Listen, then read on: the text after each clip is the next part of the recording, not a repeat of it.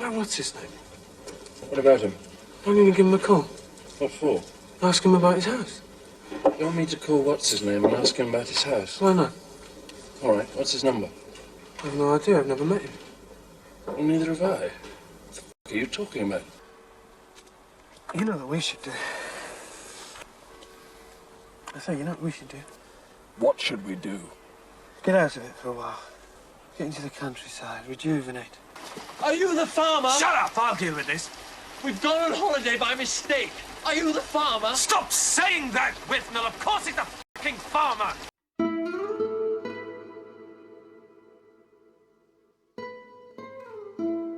In the 1960s, Bruce Robinson was a struggling actor living in Camden, England with his friend Vivian McCarroll. Vivian was also an out-of-work actor, and during this time the pair auditioned for work and drank the days away. Robinson later wrote a novel about his time living with Vivian, but it was never published. The novel would later be adapted into the 1987 film Withnail and I.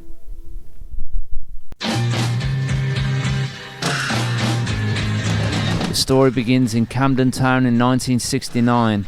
Two alcoholic unemployed actors, Marwood and Withnail, are destitute and desperately in need of a change of fortunes. They decide to go on holiday to a cottage in the Lake District, which is owned by Withnail's eccentric Uncle Monty. Get that damned little swine out of here! It will die, it will die! Monty. Yet again, that oaf has destroyed my day. Listen, Monty. But when there, they encounter the unpleasant side of the English countryside: freezing cold weather, terrifying locals, and torrential rain.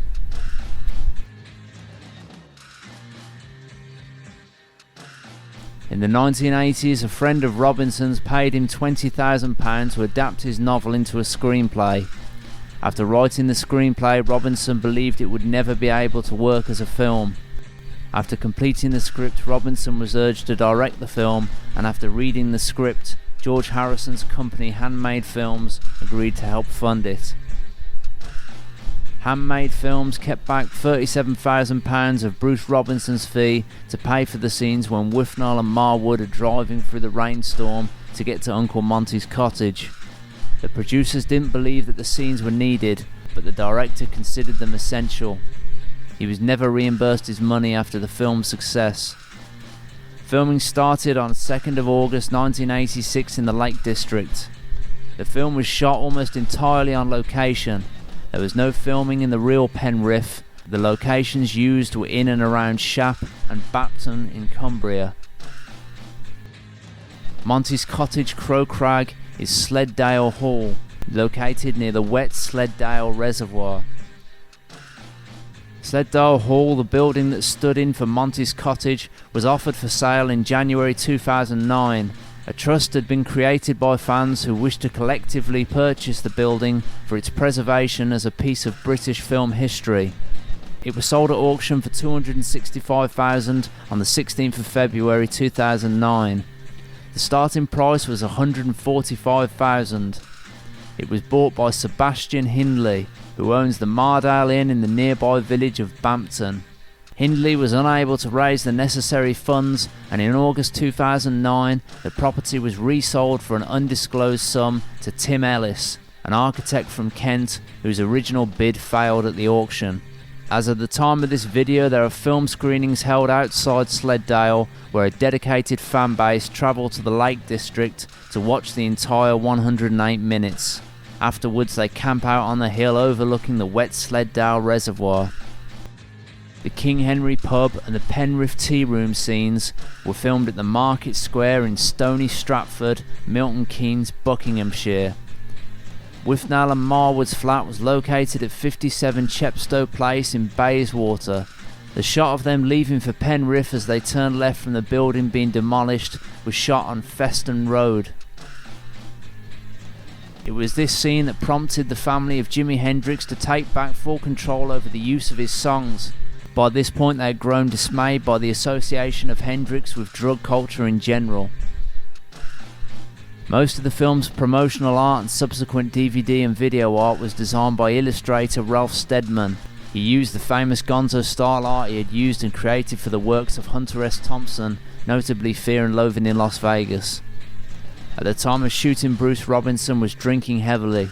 I used to work out what the journey was. Is it a 3-can journey or a 6-can journey? And I had this old Aston Martin, and the back seat of which was filled, shouldn't say this, should I? Filled with bottles and cans and shit.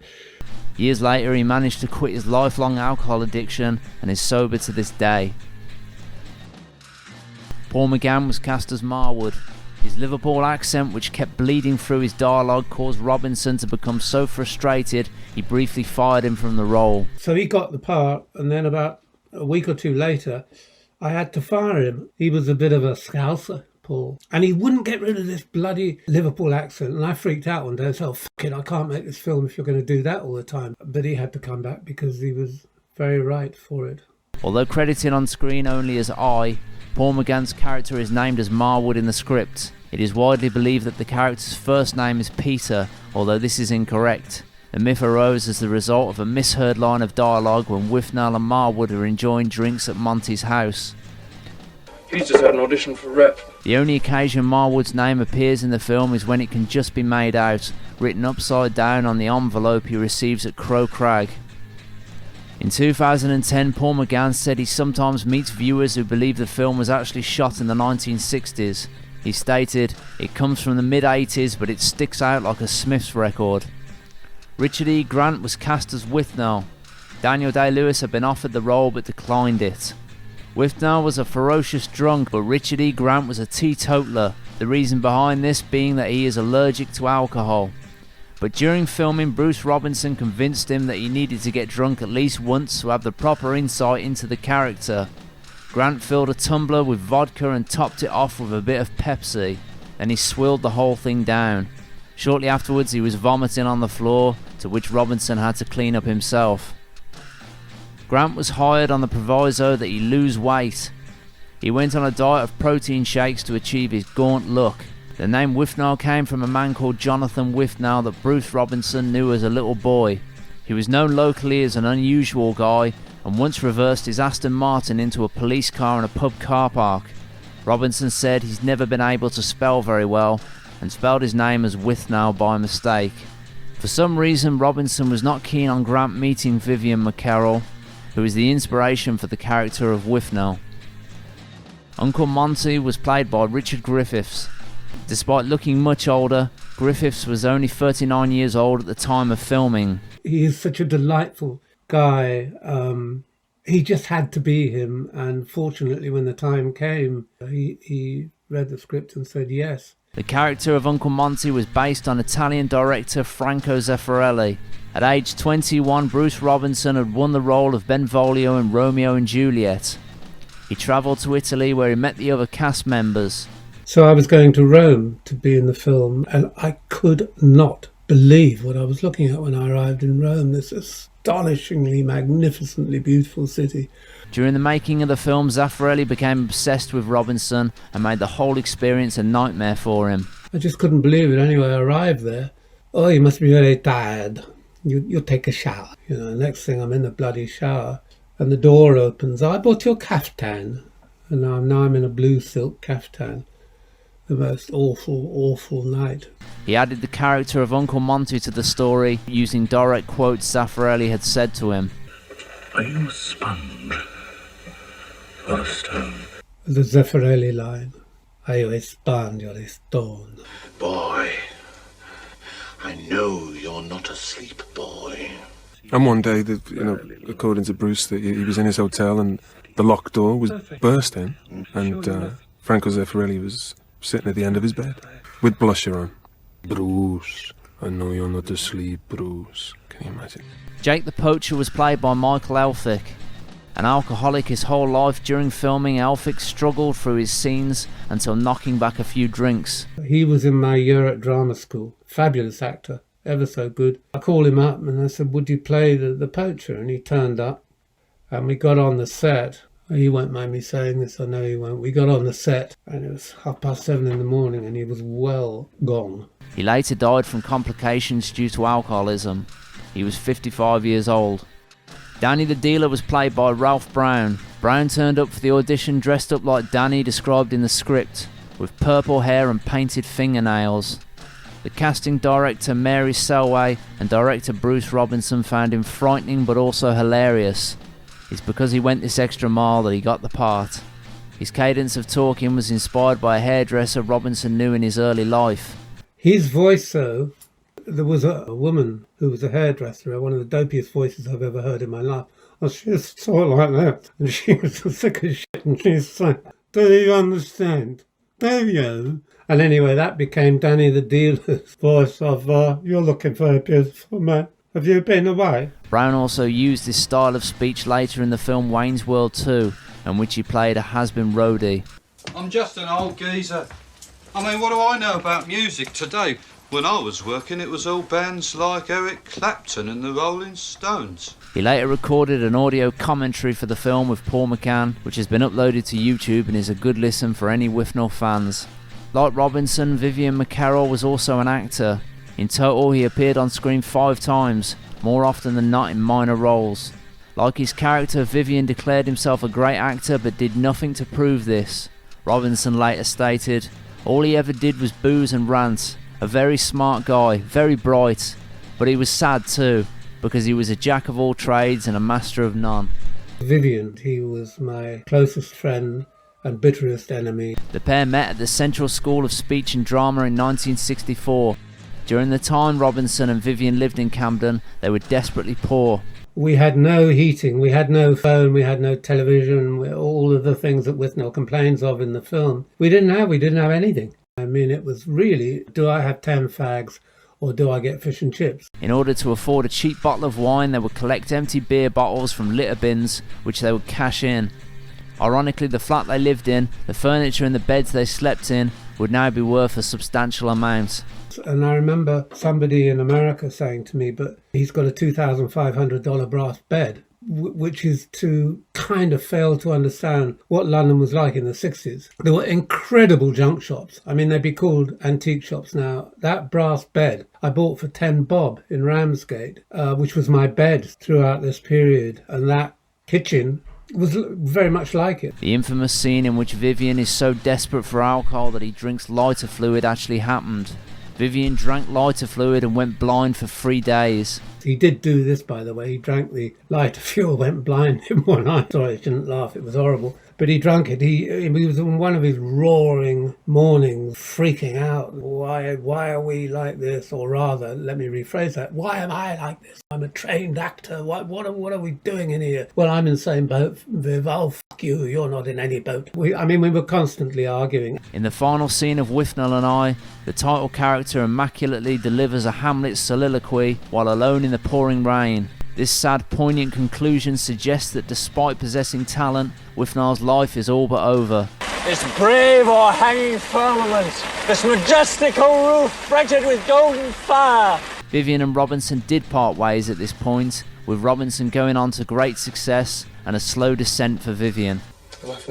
Already? I've got us a bottle open. I confiscated it from Monty Supplies. 53 Margot. Best of the century. I don't have the time. All right. I walk with you through the park.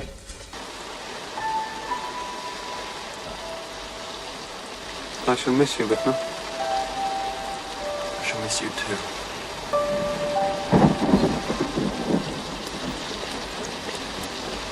The end of the novel saw Withnail dying by suicide by pouring a bottle of wine into the barrel of Monty's shotgun and then pulling the trigger as he drank from it. Robinson changed this ending as he believed it was too dark. 8 years before his death, Bruce Robinson took Vivian McCarroll to see Withnail and I. His former partner stated, "His overriding emotion was disappointment at what could have been. He loved the film, he thought it was very true, but I think it also made him rather sad. A lot of friends thought that Bruce should have used Vivian in the role, but Bruce knew Viv was in the grip of alcohol too much by then." In 1996, Vivian died of throat cancer due to years of smoking. Poor old Viv, he died of throat cancer, and he had such chronic alcoholism. They ripped his voice out of his throat. At the end of his life, he was unable to eat or drink and would inject alcohol straight into his stomach. He died on March the 2nd, 1995. He was 50 years old.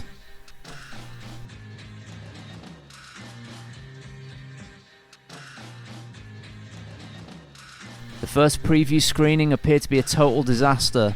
The audience sat there stony-faced, never laughing once. It was only after screening had concluded that a distraught Bruce Robinson discovered that the audience was comprised entirely of non-English speaking German tourists who were staying at a nearby hotel.